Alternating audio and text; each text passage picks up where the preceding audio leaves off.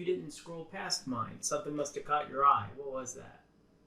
Well, I've done some, I guess, government work, but I've always been so what I found, I guess, is that you got a lot of guys that did the legwork, got signed up through SAMs and are allowed to get and can get the contracts, but they have no manpower. So they get these contracts, they call a guy like me who's got several hundred guys to come and do the work for peanuts. And I'm like, you know what? I saw it's like every time I scroll through there, somebody like you pops up in my feed. And I'm like, somebody's telling me to just take the time, get this shit filled out, start being the prime on these contracts as opposed to being the grunt. And You and I are going to be good friends, Matt. so I went through there and I mean, it took me a couple months, but I got my SAMs, everything done. I got approved and all that stuff. And then I'm like, right, next step. So then I went into looking for jobs. And they're like, I'm a roofer, so I'm roofer. I can do drywall and all. I got a full contracting company as well. So I go through there. And there's 600 open contracts, and I click on one, and I'm like, I bid big jobs, so I get. But then I'm like, what do I have no idea? So I email one of the people from USACE, just say, hey, my name's Matt. Full disclosure, I've never bid on a government contract before. I'm noticing that you guys have 0 people interested in this project. What are the steps? And the guy was pretty cool. He said, hey, he's like, first thing I would suggest is you get with somebody who's willing to mentor you, talk to you about how this process works. He's like, it'll make your life a whole lot easier than trying to figure it out, send something, have me say it's not right, go back and forth and do all this. And so then your ad pops up again. I'm like, you know what? Let's figure out how to sit down and just say, let's talk to this guy. Let's talk to somebody who knows what the hell they're doing. Throwing the spaghetti at the wall and seeing what sticks method only can get you so far, I guess. Yeah. Oh, man. What a great... I'm looking really forward to the next 50 minutes or whatever hour that we have together. So, first of all, let me tell you that, in my opinion, SAM.gov sucks.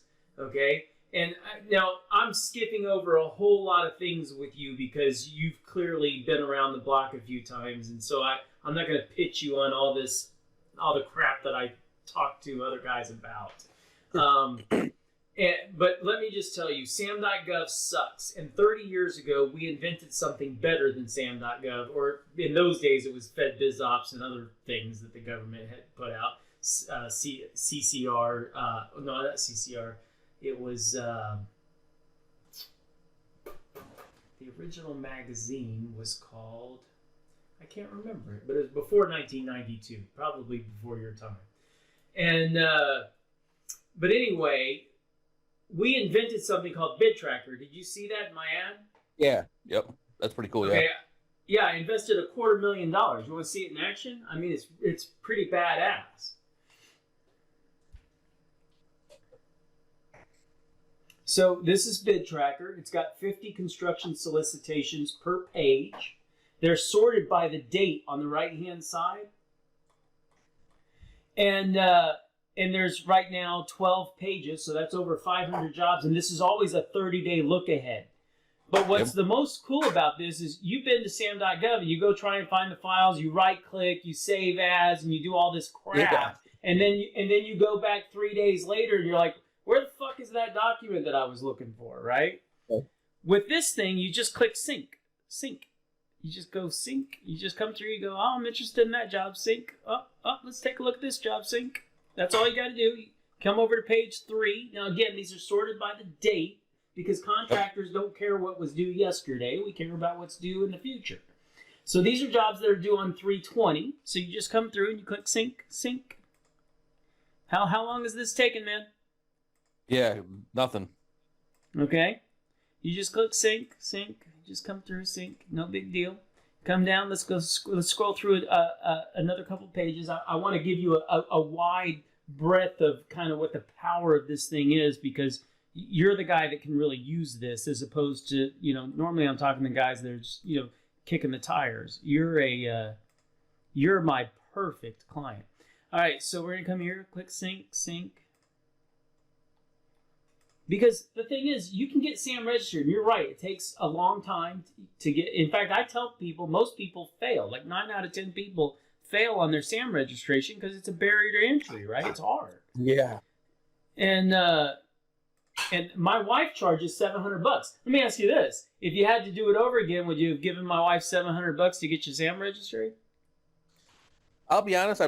I didn't. I probably wouldn't because right now I'm in Michigan and it's my slow time. So going through and getting everything they needed, but for somebody that it would frustrate most people to go through that. I mean, I was on the line. Then they told me I'd have my thing back within 10 business days, and it took, 30 business days. I'm emailing the help desk and saying, hey, what's going on, and eventually it's funny, as soon as I started emailing, just asking politely, hey, can you give me a heads up? My buddies are telling me there's going to be opening up some work at one of the bases down in South Carolina. I want to try and get in on it. Somebody had, within a couple of days, it said, hey, you're approved. Here's your new numbers and blah, blah, blah. Now you can access all the system.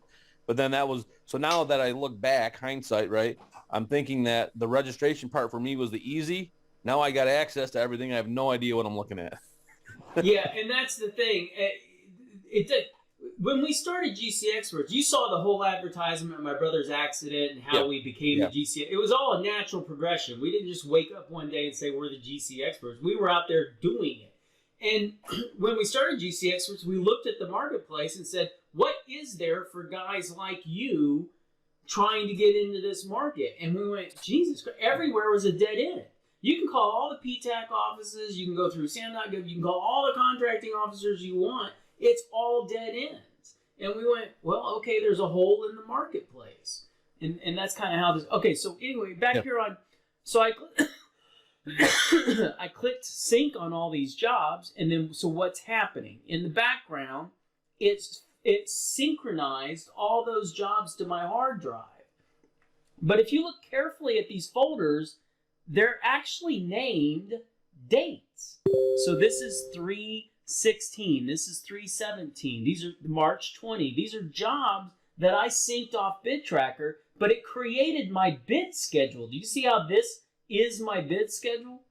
Those are the due dates. Those dates that are there are the dates those bids are due by? That's right. So this is my bid schedule, yes or no? Yep. Okay. I go into what's due on the 23rd of March. And then here's the jobs that I clicked sync on that are due that day. If I go into that job, here's the files to bid the job.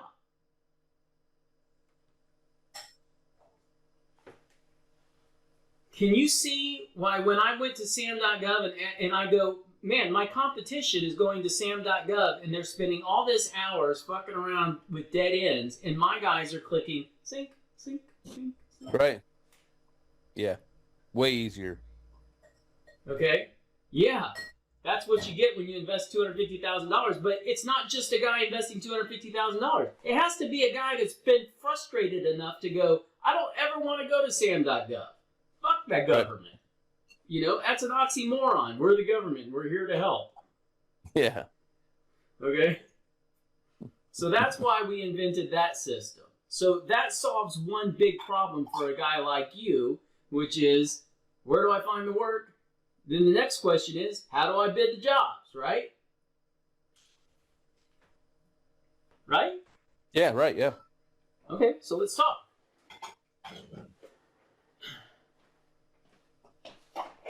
And stop me at any time, because look, I've got a lot of videos out on the internet, and I talk to a lot of people. So if I start repeating something that you've already heard and are familiar with, just stop me. Or if you have questions, stop me. Because look, there's 3 decades, 1,000 federal contracts, $1 billion worth of federal sales and federal contracts, everything from wind tunnels, water treatment plants to kitchen renovations in this head.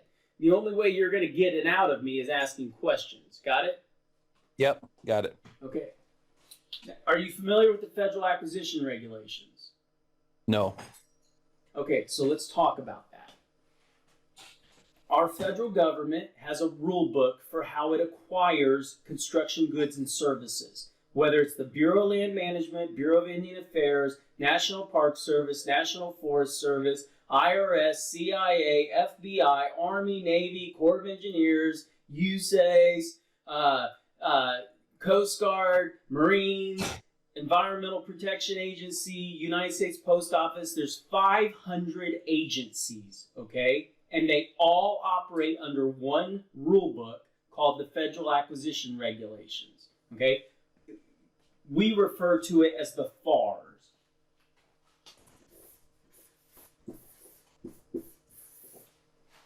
The FARs are the big rule book in the sky over all the agencies. The agencies, they own 1 million buildings. The Environmental Protection Agency owns 11,000 buildings. I have no idea how many buildings the Army owns, but when you add all these buildings up across the agencies, it's 1 million buildings. So that's the opportunity, okay?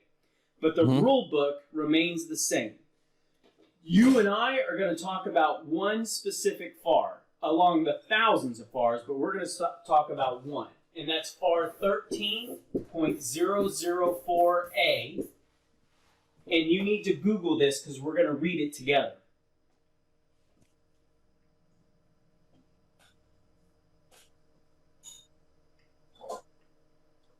FAR 13.004. 13.004A.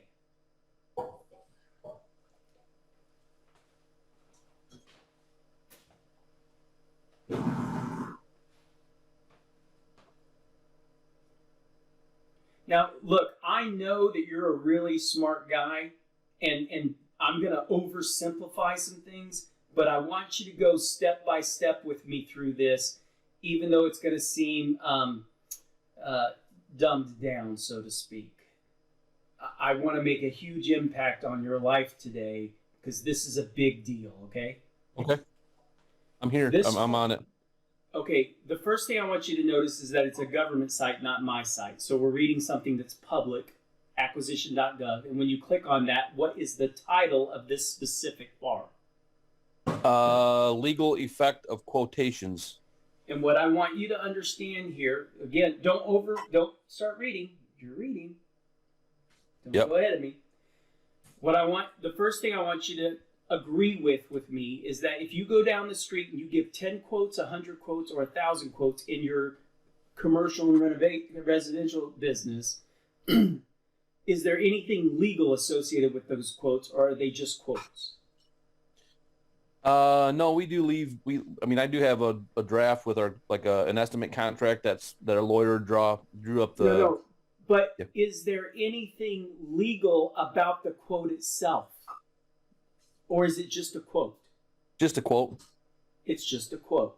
But on the federal side, the first title of this thing is legal effect of a quotation, meaning that there's something legal associated with a quote as opposed to in the real world that you've been operating in, it's just a quote. That's different. Okay?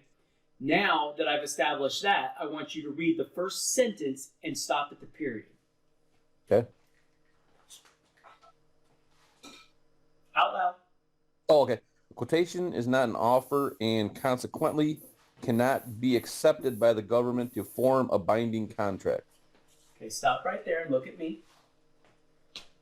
In your world, if you call me up and say, Sean, I want you to build me a 200 square foot tiny house, and I sign my quote for $100,000 and I give it to you, and you sign it, what do we now have? A contract. That's right. But on the federal side, if I turn in a quote to them, the first sentence of the legal effect of a quotation says that they cannot turn it into a contract. And that's different, right? Yes. Because in your world, when I give you that quote, you can turn it into a contract. But the first sentence on this FAR says they can't. Right. Now read the second sentence out loud and stop at the period.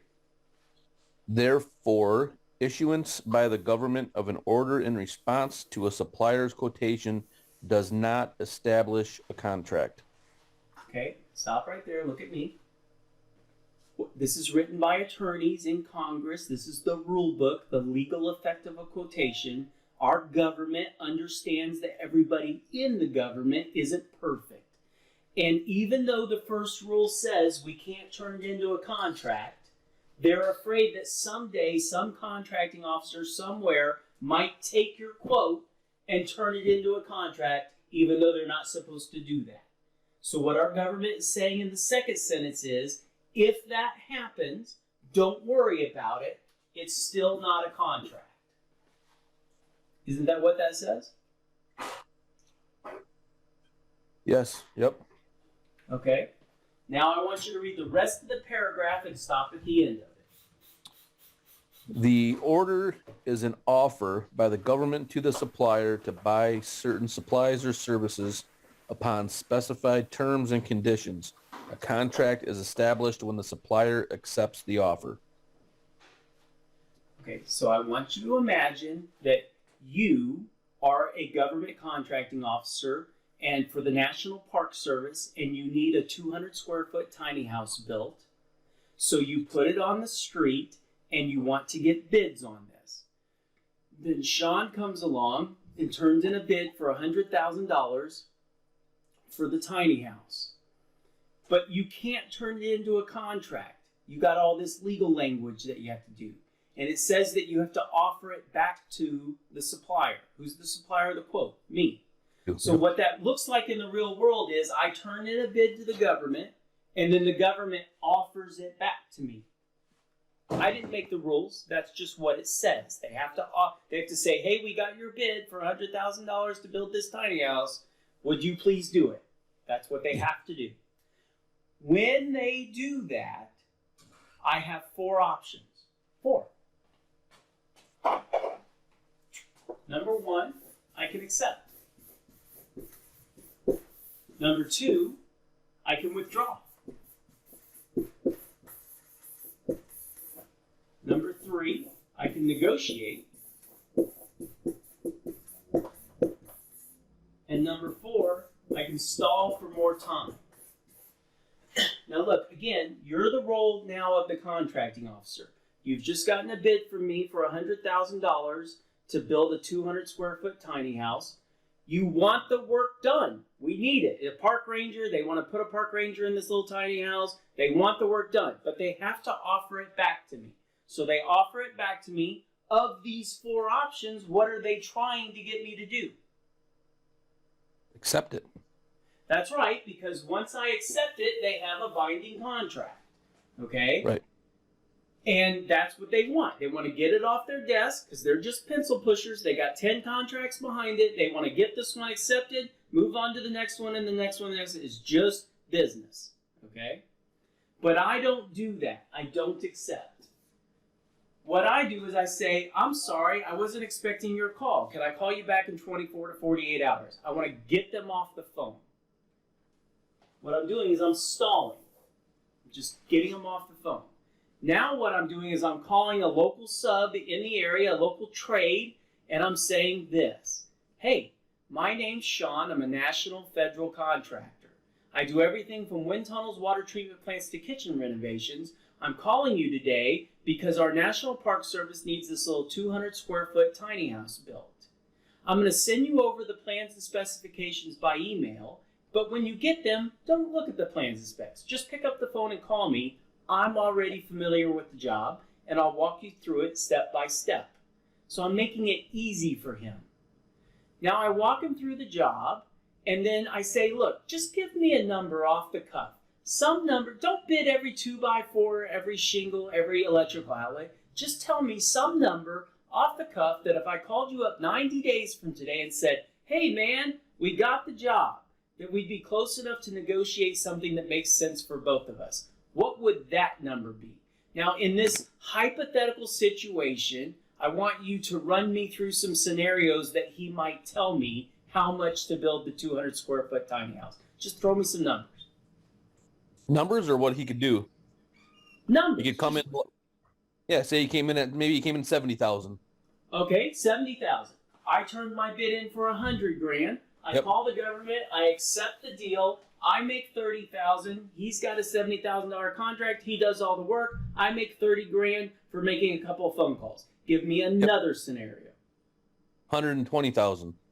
Okay, 120,000. I might negotiate and say, suppose I have to change my bid to 150,000. What would happen next? Or I might just withdraw my bid and say, sorry, we're too busy to take on the job right now.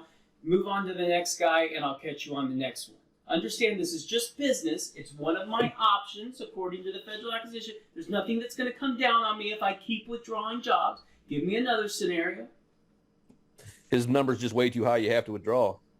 100, Okay, 200,000. that's right. He says 200,000. I turn my bid in for 100 grand, and I just call him up, withdraw the deal, and oops, I fucked up, and I move on to the next one. But do you see on the federal side, I'm not at any risk for any of the bids that I turn in?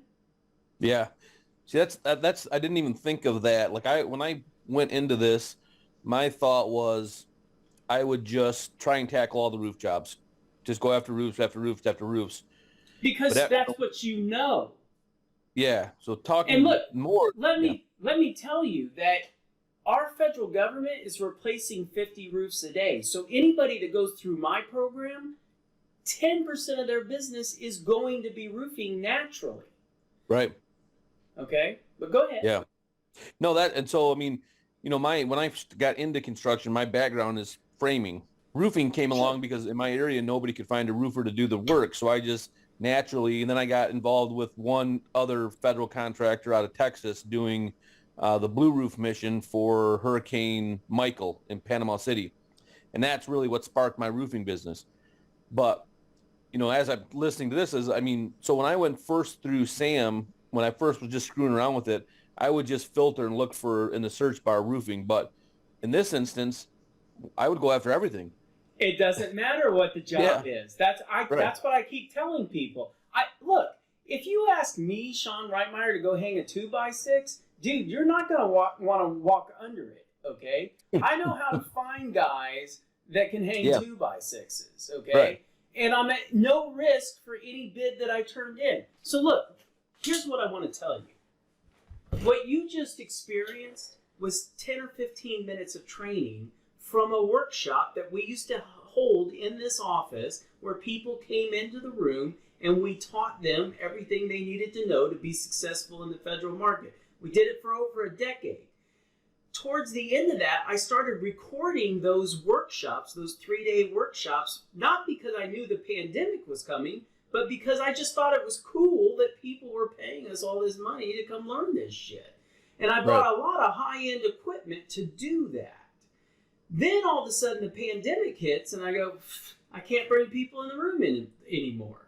So I just went back to the recordings I had already made, stitched them together and popped it up on the internet, and lo and behold, people start watching that and they go, this is better than the live workshop because I can pause it, I can take my kid to school, I can rewind and go, what did he just say? I can hit play again, I can pick up the phone and call Sean and go, hey Sean, you were just talking about this in the workshop, can you break it down for me? I go, great, no problem, let's break it down. They like the online version better. Would you like to see right now what that looks like? Yeah, I would. All right, here, this is some footage from day one. And then put the BIG over the opportunities. Big problems equal big opportunities. If somebody needs something and they really need it, they're desperate to get it done, you understand that's the opportunity you're looking for, the need. Okay? You focus on the need. Everything gets focused on the need. What's the need? Do you have a budget? Once I understand the need, I focus on it, I understand it, repeat it back to them. Is there anything else you want to elaborate on? Or anything else I should know? Okay, problems like that usually have a budget associated with it. Can you share that with me? You understand how we go from the need, fully understanding and here's the need, some footage from day 2. and then to the budget, figuring out what the... Because that's legitimate, right? How many times do contracting officers send out an email and say, oh, okay, well, give us a price? That's not a marriage. That's not a commitment. All it is give me a price, right? How many times does the contracting officer ask you, give me a price? So I'm a stealth little son of a bitch, okay? The moment that the inspector goes over and says, hey, you should ask, the contractor said ask him to give you a price. The moment she hit send in the email, so she wrote an email that said, hey Seth, give us a price. The moment she hit send, Seth achieved something. It's my favorite word in federal construction. What did he achieve? My favorite word in federal construction. And here's some footage from day that's how 3. you make money in federal Do you construction. remember me saying that the rule was if there's only one bidder and that bidder is 15% or more above the government estimate, they cannot award the contract? Why does our government, in their infinite wisdom, have that rule? Anybody? Tax dollars money. Protects tax dollars, right? Because Sally, what's she trying to do? Get George's job done. He needs it. It's his money. He went and asked for it to fix his fish hatchery. It's sitting on her desk. He needs it done. It's not going to get done until she finds a contractor she can award it to. Does that make sense? Yes. Okay. So suddenly somebody turns in a bid for $1 million. It's only $100,000 worth of work, and they got all this money left over So the look, budget. And it's real easy. Just man, when we you just push invest that money with out the me, door. what you're investing in is access to that workshop. Okay? It looks like this. Day 1 is 10 hours. Day 2 is 11 hours. Day 3 is 7 hours. And then, as you're fully aware, our federal government changes some things over time. So I've created an update video for 2023. For instance, PPIRS isn't PPIRS anymore, it's CPARS. But in the video, in the workshop, I'm calling it PPIRS because at that time it was. All right, so I created an update video to bring everything up to modern times, what little tweaks have changed in the government compared to what we were saying then. For instance, the website then wasn't SAM.gov, so we're still talking about FedBizOps. But FedBizOps today is SAM, right? So it's just a little 20-minute update video on things like that. But that's what you're investing in with me. It's $5,000 for the 3 days worth of training. No, that's not bad at all. And then access to you if I got questions that pop up or whatever. I mean, we become best buddies. We become best buddies while you're going through the workshop, but when you're finished with the workshop, that BidTracker system costs me $25,000 a month to operate. And so we have a membership program for access to that, but it also includes access to me. So yes, we become best buddies and we go through this journey together. Let me ask. I'm sorry, go ahead. I said I'm not kidding. I mean, I know it's funny to laugh at, but that's the deal.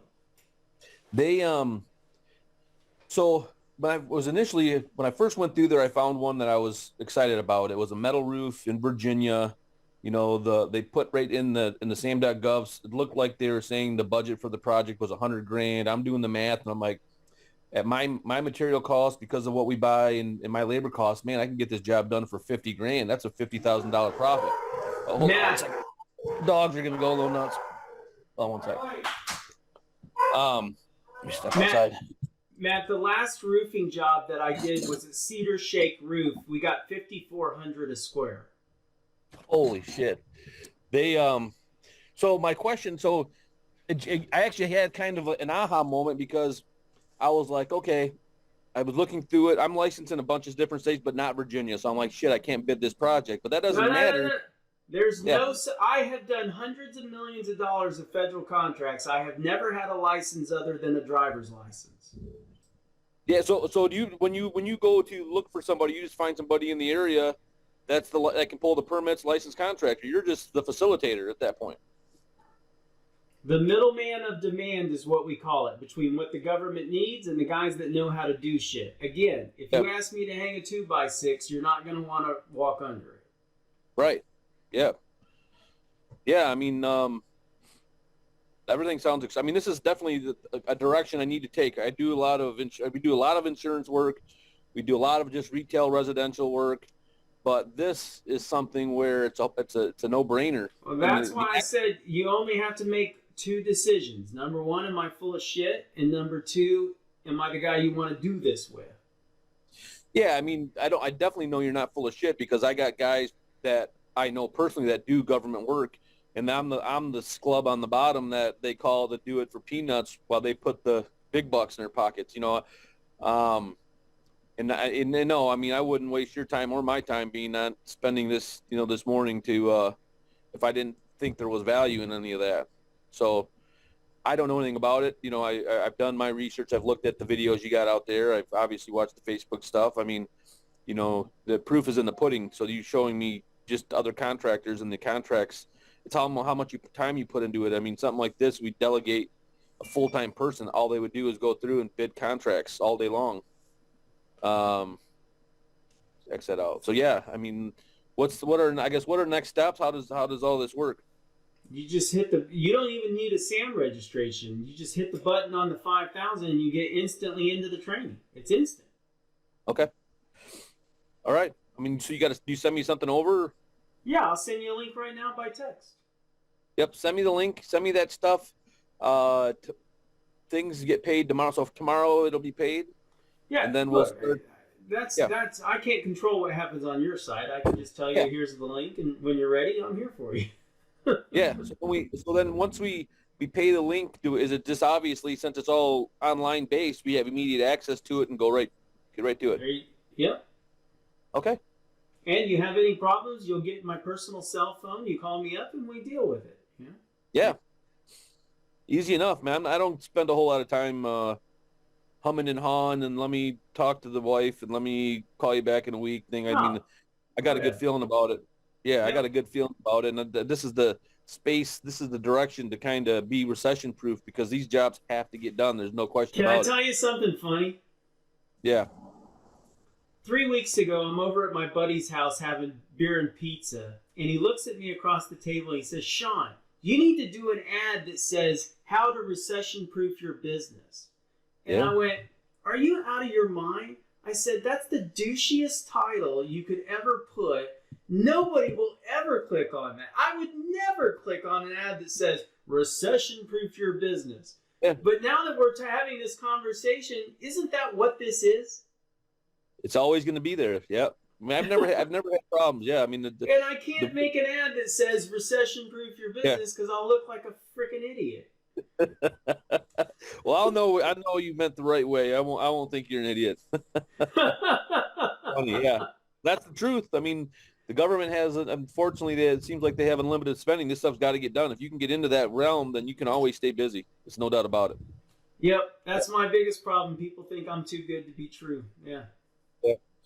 Well, I mean, here's the way I look at a lot of these things. I mean, I spend a lot of money in advertising as well. And my thing is, eventually you got to take the leap. I mean, really, in our line of work, what is $5,000? I mean, people blow $5,000 on insurance, on my trucks, on the lettering on that stupid truck I got sitting right there. It cost me $6,000. So worst case scenario, it was a learning experience, and nothing panned out. So it cost me $5,000. You know what I mean? You know, the marketing guys always call me and want to talk numbers, and I'm like, you guys are doing this all wrong, because I don't look at dollars as a number. I look at it as, if you want me to spend $100,000 a month, but you can show me how to turn that 100 into 200, we got a job. We got business. Yeah. I don't care about the dollars. Mean nothing to me. If I'm doubling it or making money on that money, it doesn't mean anything. It's fictitious. So I'm totally with you. I'll send you the link, man. Yep. Send me the link, man. I appreciate it. Thanks for your time. All right. Take care. Take care. What everybody was doing, he knew exactly what work needed to be done the next night. So when he got there, he was making sure that the areas where we had to work, where our plan was, by the time they would leave at 4 in